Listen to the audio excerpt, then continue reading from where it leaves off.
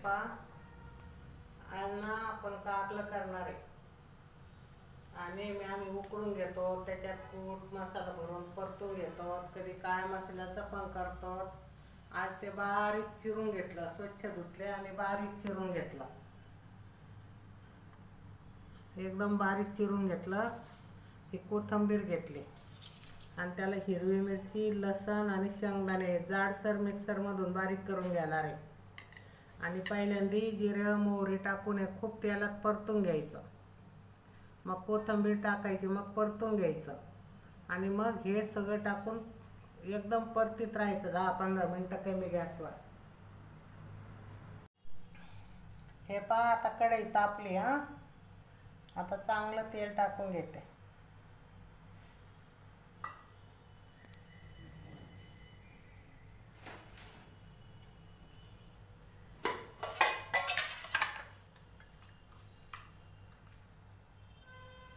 पहा, मोहरी टाकली,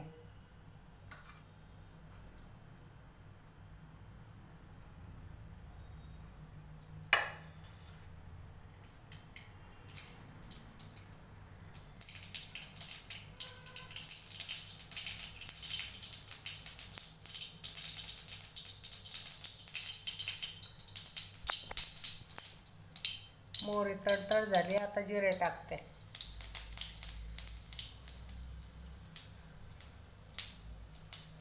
आता थोडी हळद टाकते,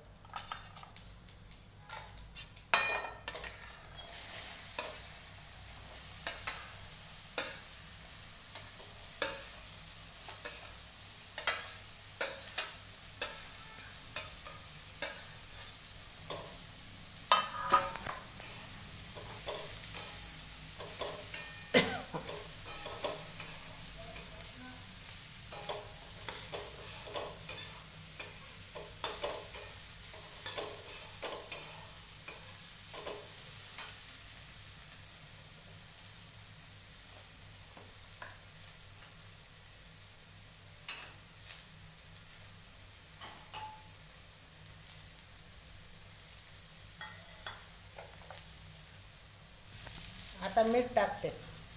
मिठामुळं वाफेवर ते ताबडतोब असं शिजल्या काही पण तरी 5 मिनिटं लागते ना त्याला।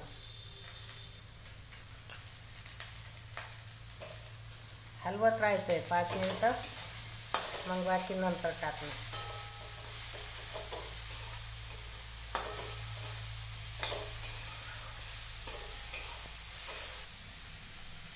हे पहा, आता कडू होऊ नये म्हणून मी लिंबू पिळते।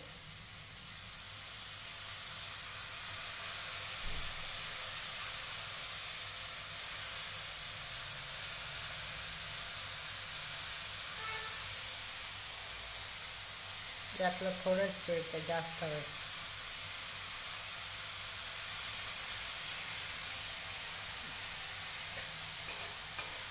फक्त हलवत राहायचं त्याला कमी गॅसवर।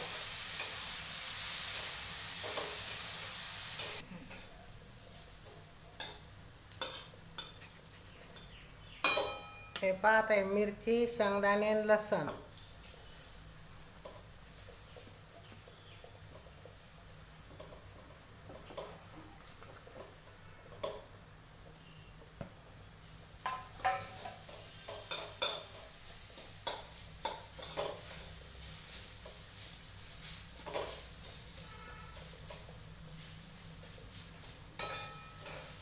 सगळा एकजीव करून घ्यायचा, गॅस कमी केलेला आहे।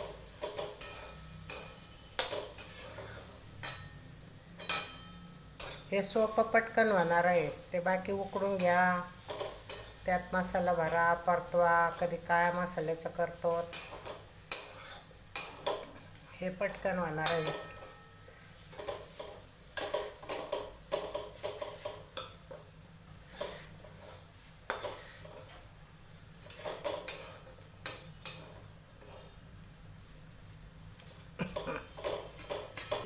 हे पहा, आता झाली भाजी हा, आता कोथिंबीर टाकते वरतून।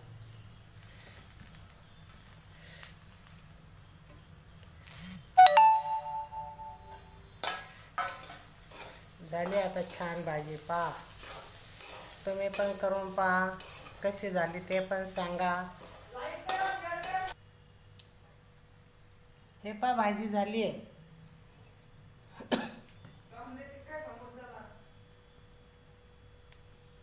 छान झाली भाजी.